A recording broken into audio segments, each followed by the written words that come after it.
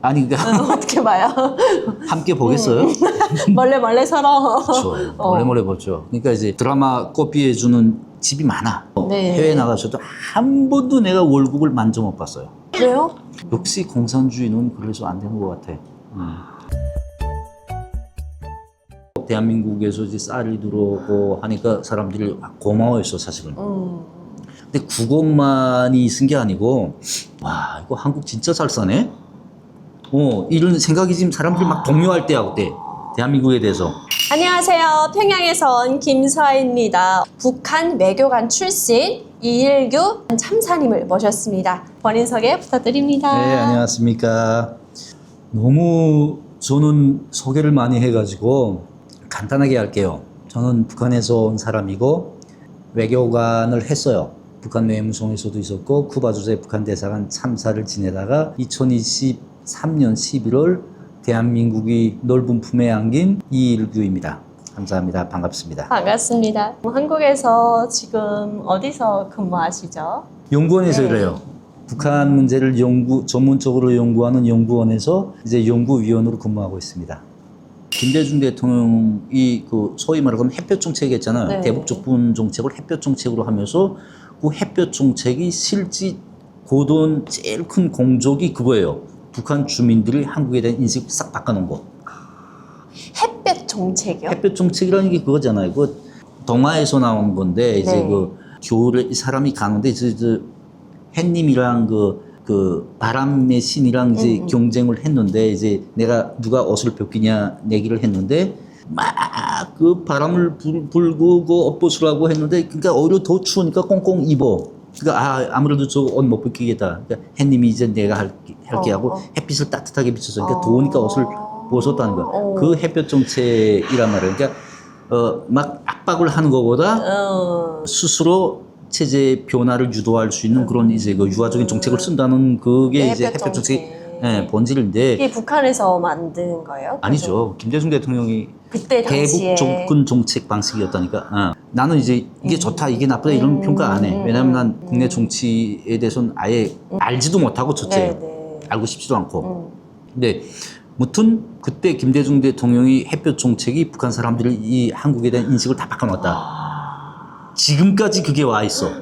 몇 년 전에 2000년이면 저는 25년 전, 그쵸. 25년 전에 김대중 대통령이 해놓았던 그 일의 업적이 오늘까지도 이거 하나만은 누구도 어떻게 못했어.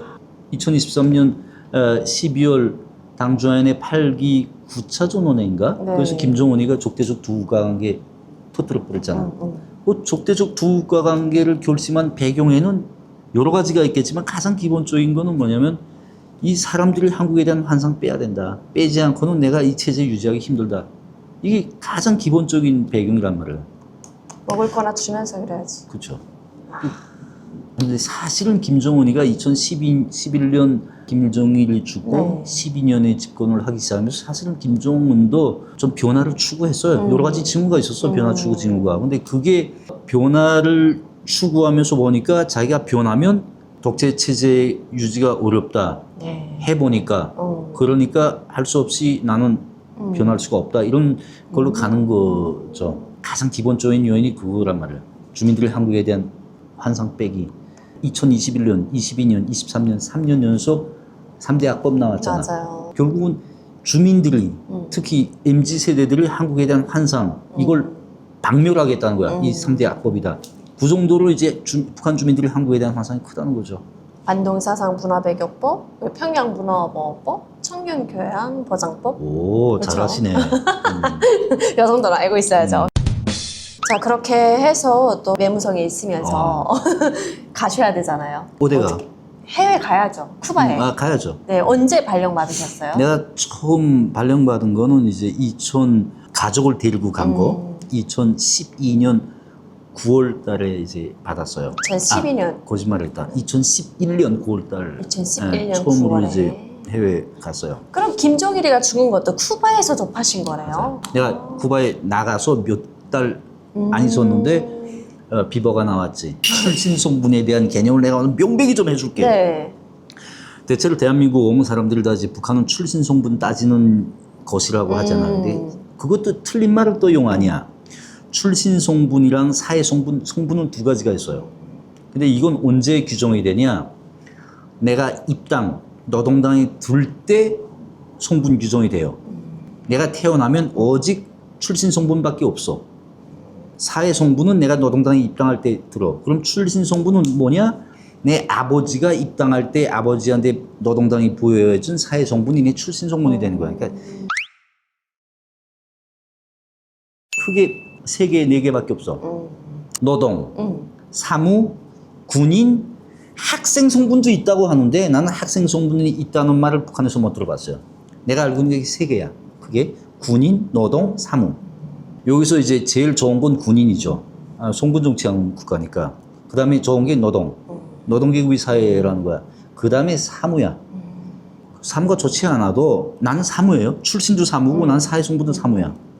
근데 이 성분, 이 3가지 성분이 내가 발전을 하거나 해 나가고 들어가고 하는데 아무런 영향도 안 줘요. 출세하고 안 하고 조금 영향이 있지. 아무래도 군인 성분이고 노동 성분이면 간부하는 데는 도움이 되지. 근데 뭐가 이제 영향이 오냐면 북한은 사회 계급적 토대라는 게 있어요. 사회 계급적 토대. 이거는 일반 사람들이 알 수가 없어. 이거는 북한 노동당은 일심단결 주장하잖아요. 네. 수령당 대중이 일심단결. 이제 토대가 안 좋은 사람도 좋은 사람도 단합을 시켜서 화목한 대가정으로 만든다. 이 북한 노동당의 정책이란 말이야. 당 일꾼들, 간부 일꾼들 이걸 따져. 사회계급적 토대라는 걸. 그러니까 이게 비공개예요. 공개되는 거 아니야. 비공개다 보니까 사회계급적 토대에서 나도 정확히는 몰라요. 근데 나는 하도 그 세포비서를 하다 보니까 이 강습을 계속 받아. 사회계급적 토대에 대한 강습을. 요게 바로 어떤 게 있냐면 북한에서 핵심 계층 뭐 이렇게 규정은 안 하지만 그 핵심 계층이 있어. 옛날 김일성이 항일 투쟁할 때 같이 싸웠던 사람의 가족, 전쟁 때 이제 공로자들 뭐 가족, 그리고 이제 사회주의 소위 사회주의 건설이라고 하는 그런 건설 시기에 천리마 뭐 운동 시기에 공로 있는 사람들 여기다 조금 더 더하면 옛날 해방 전에 그 모순 집안들 그러니까 정말 무산자들 이게 좋은 거예요. 그 다음에 안 좋은 게 있어. 동료계층이라는 게 있어. 동료계층이라고 할 때 약간 이제 살면서 일반 범죄들 저지른 거 경제범들 그리고 이제 족대계층이 있어요. 그러니까 요 동료계층에는 어떤 게 있냐면 또 귀국자들 일본에서 들어왔던 사람들도 여건 있어. 근데 이 사람들부터는 많이 제한이 돼요. 인사사업하는 데서. 특히 해외엔 못 나가. 높은 간부 못 해. 딱 정도가 있어요. 족대계층이 있어요. 옛날 해방 전에 지주했던 그 자본가 그리고 간첩, 정치범 이런 가족들이나 본인들은 아예 족대계층으로 해가지고 이건 아무것도 못해. 지방에서 그냥 땅 파고 감자 심어서 먹어야 돼. 나는 가문에 김일성이랑 같이 놀았던 사람이 없어요. 우리 조상들은 같이 안 놀았어. 근데 대신 우리 조상들은 못 살았단 말이에요. 그러니까 이제 토대가 나쁘진 않았어요. 그러니까 이제 쭉 아무리 저 신혼조를 해봤댔자 뭐 그렇게 나쁜 사람은 없었어요. 그렇게 좋은 사람도 없었지만 그렇게 나쁜 사람도 없었어. 그러니까 걸릴 게 없었죠. 그거 뭐 그 과정에서 뭐 걸리게 되면은 뇌물도 주고 그러세요. 그건 어려워요. 왜냐하면 이제 그 문건 위조, 신분 위조는 굉장히 심각하게 취급을 해요. 그 뇌물로 해결할 수 있는 부분이 있고 없는 부분이 있어요. 그러니까 원칙적인 부분들. 그러니까 실례를 들어서 이제 내 뭐 외할아버지가 전쟁 때 미군 쪽에 서서 하다가 북한 인민군에 한테 이제 초단됐다, 죽었다. 초단자 가족으로 딱딱지가 붙으면 이건 뇌물로 못 보았어. 이걸 잘못 보았으면 후에 그것도 입는 불이익이 굉장히 커요. 2011년에 발령을 받고 9월에 나가시네요. 가족분이 다 같이 나가시는 거죠? 다 같이 나갔죠. 그런 북한에 떨어져 있는 가족이 있어요? 부모가 있었죠. 그때는. 외교관들도 나갈 때 사실 그 자녀들을 하나씩은 떨궈두고 나가야 되잖아요, 해외로. 원칙은 그래요. 네. 근데 어떻게 다 같이 나가셨죠? 그러니까 저는 자녀가 하나밖에 없었거든요. 그럼 가능해요? 가능했죠. 이제는 안 된다 그래요. 너무 탈북하는 분들이 많으니까 네. 대체로 탈북하는 분들이 한 80% 이상은 대부분 해외에서 이제 가는 분들은 자녀들 때문에 간단 말이에요. 자녀들한테 좀 더 좋은 세상을 주고 싶어서 자녀들이 이제 사상이 완전히 한국적으로 바뀌어서 여러 가지 그 요인들이 있어요. 자녀들 때문에 오시는 분들이 많다 보니까 북한에서도 이거 안단 말이야. 왜 탈북이 잦아지냐? 가장 큰 이유가 뭐냐? 자녀다. 그러니까 이 자녀들이라는 제한을 많이 하죠. 그러니까 두 명 있는 건 하나는 못 간다. 그리고 이제 23살 넘은 것도 또 이제 못 간다. 그리고 뭐 대학 3학년 지나면 또 못 간다. 이게 애들이 이제 사고가 변할 수 있는 나이가 되면 못 간다는 거야. 철없을 땐 괜찮다. 애들 가지고 엄청 못되게 놀죠.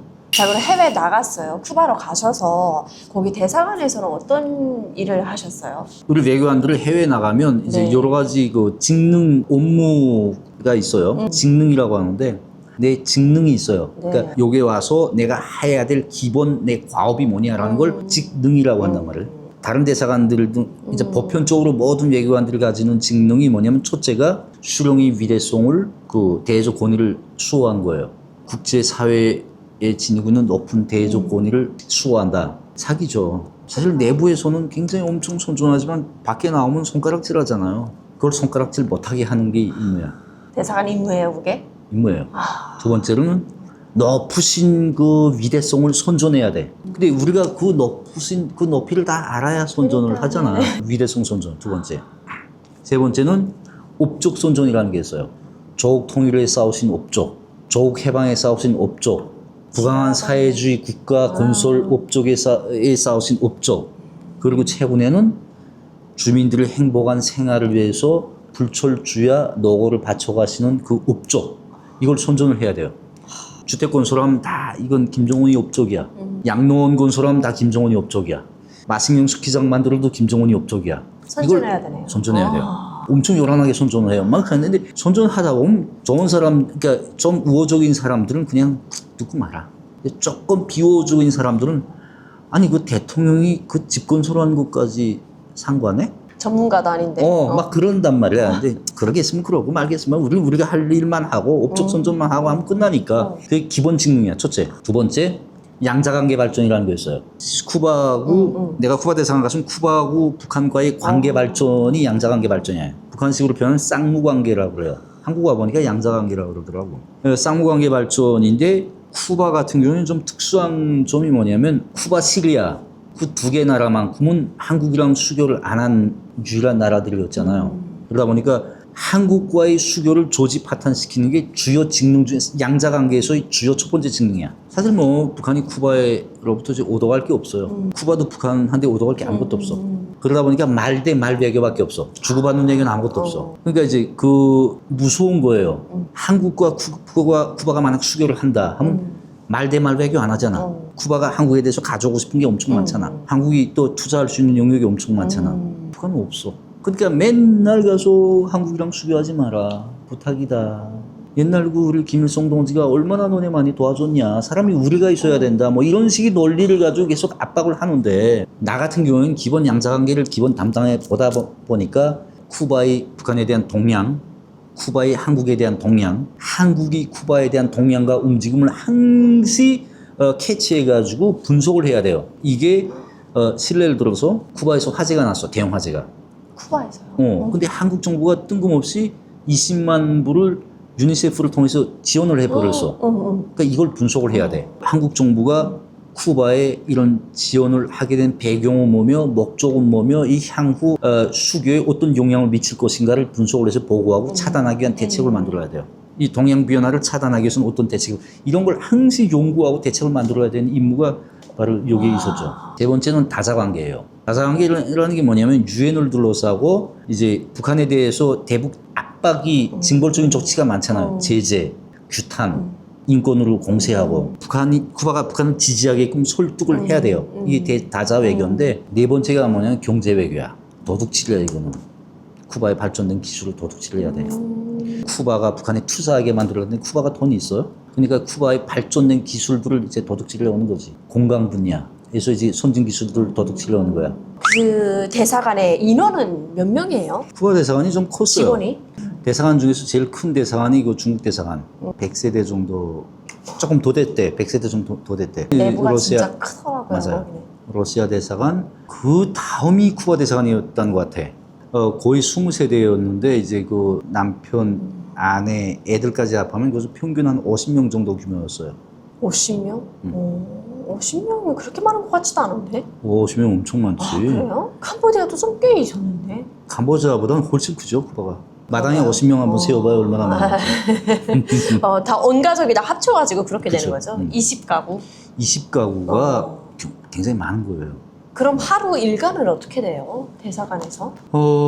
그러니까 이제 아침에 그 8시 반에 출근을 합니다. 네. 청소 좀 하고, 덕보 그런 거 알죠? 네. 아침마다 하는 거. 그러니까 이제 노동신문도 읽고, 그리고 오늘 일 잘하자고 맹세도 다지고 하는 거 하고, 이제 9시까지 하면 9시부터 정식 업무에 들어가고, 오후 6시까지.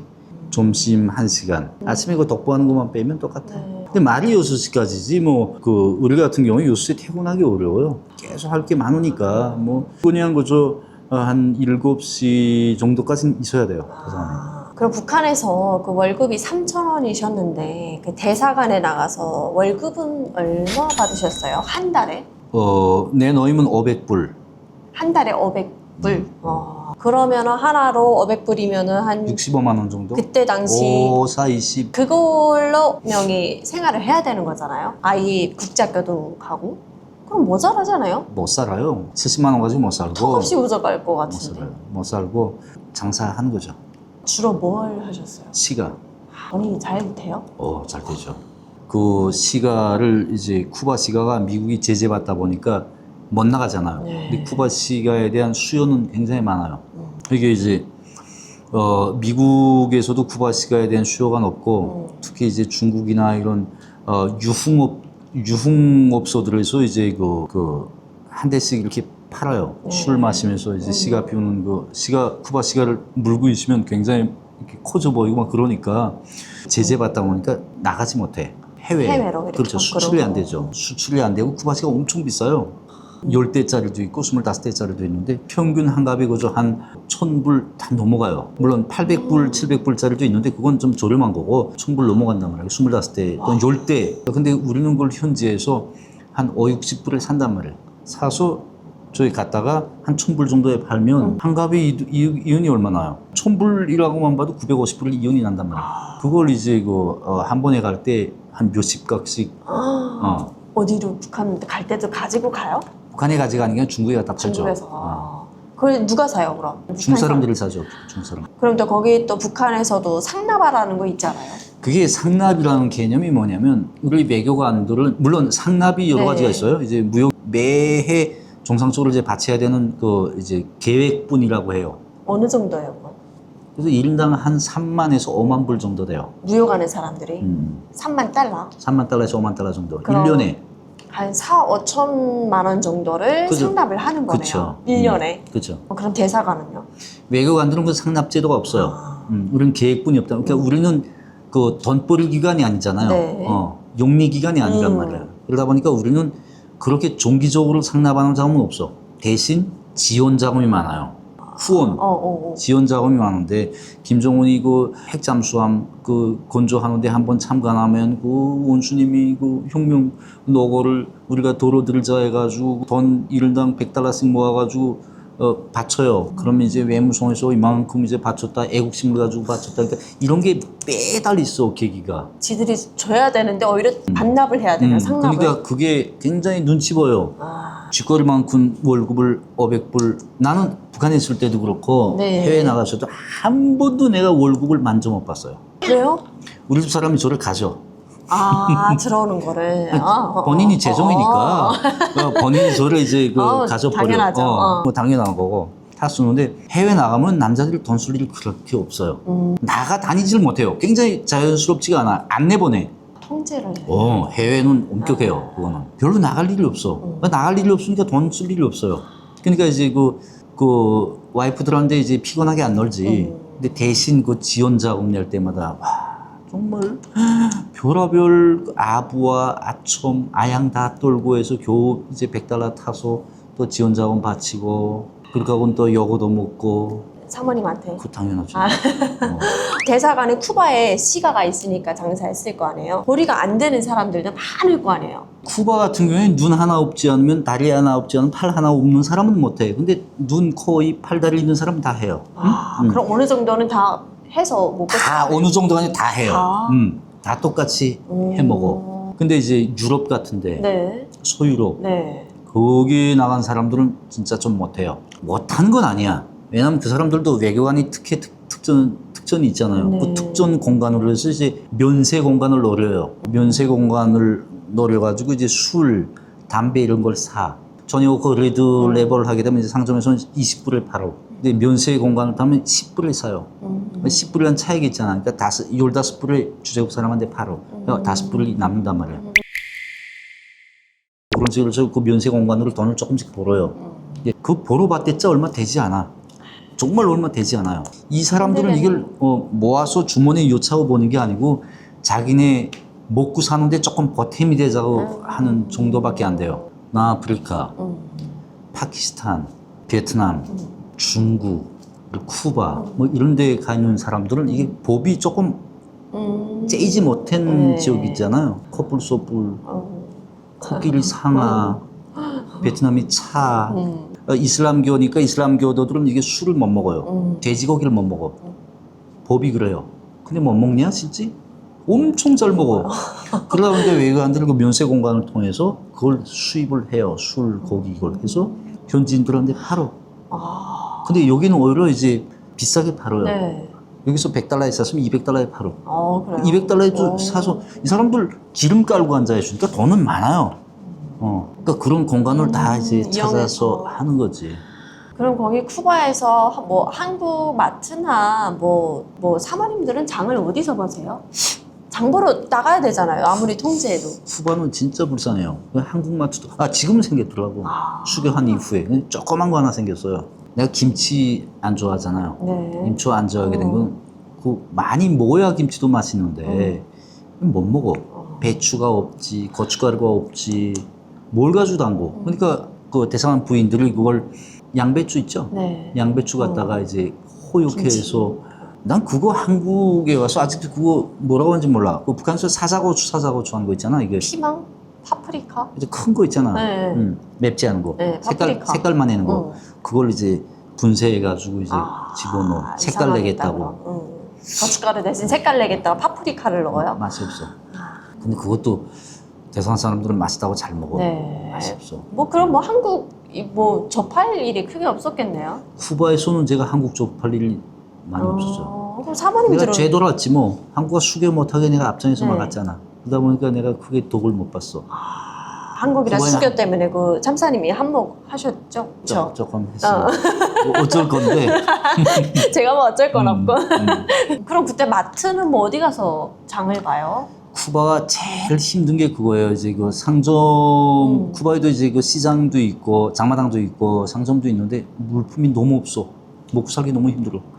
돈이 있어도 어려운 게 쿠바예요. 역시 공산주의는 그래서 안 되는 것 같아. 중앙 집권 쪽 경제 정책, 생산 수단의 사적 소유 불호 이러한 요인들이 바로 이제 그 사람들이 노동에 대한 사람들의 우욕을 마비시켜 버리는 거야. 사람들이 일을 안 해요. 한번 일해봤댔자 나한테 돌아오는 게 없잖아. 없으니까. 쿠바도 똑같아. 일을 안 해. 그럼 뭐 거기서 드라마란 좀 보셨어요? 한국? 드라마는 엄청 많이 봤어요. 어떻게 쿠바에서. 봐요? 이제 쿠바가 그 한류는 정말 너무 많아. 쿠바에. 쿠바 사람들은 원래 한국 드라마 이런 거 잘 안 봐요. 중국 드라마, 일본 드라마, 원래 옛날엔 한국 드라마보다 일본 드라마가 많아서 도라마라고 하면서 일본 게 더 많았는데 안 봐요, 잘. 이 사람들은 그 자기네 성향이 맞지 않는다는 거에서 브라질 거, 멕시코 거 이런 걸 많이 봐요, 쿠바 사람들. 그걸 한국 드라마가 들어와서 다 밀어냈어. 아예 뭐 한류 열풍이 쿠바는 말도 아니었, 장난이 아니었어요. 그러다 보니까 쿠바 사람들이 한국 드라마에 대한 그 굉장히 관심이 많았고 많이 들어갔어 그게. USB 가지고 그 커피도 해주면 그걸 네. 집에 갔다가 USB를 보는 거 엄청 많았어요. 그럼 대사관 사람들 다 온 가족이 함께 봐요? 아니 그러니까 어떻게 봐요?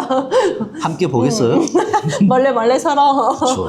몰래 보죠. 그러니까 이제 제목이 뭐였어요? 철없을 때. 제목이 철없을 때요? 아니 내가 철없을 때. 네. 제목이 러브스토리 인 하바드였던 것 같아. 그리고 가을 연가인가? 가을 용가? 어, 겨울 그거. 용가? 겨울 용가. 그거였던 것 같아요. 드라마 커피해주는 집이 많아. 여러 집이니까 난 여기 대상 사람들 여기 안 간다면 난 여기 가. 그러니까 다른 집은 또 저기 가. 커피 또 가지고는 집에 문 닫아매고 저녁에 그거 본 거지 집에서. 그럼 진짜 자녀들은 북한에 돌아가기 진짜 싫겠어요. 그런 생활을 하다가. 드라마도 2023년에 그때 그 북한이 문 열기 시작한 다음부터 자녀들을 굉장히 그늘을 많이 줬어요. 자기네 이제 들어가면 뭘 먹고 사냐. 이때 같은 게도 부모 덕분에 네. 잘 먹고 잘 살았는데 이제 우리가 가서 이제부터는 우리가 그 인생을 개척해야 되는데 정말 막 굉장히 애들이 걱정 많이 했죠.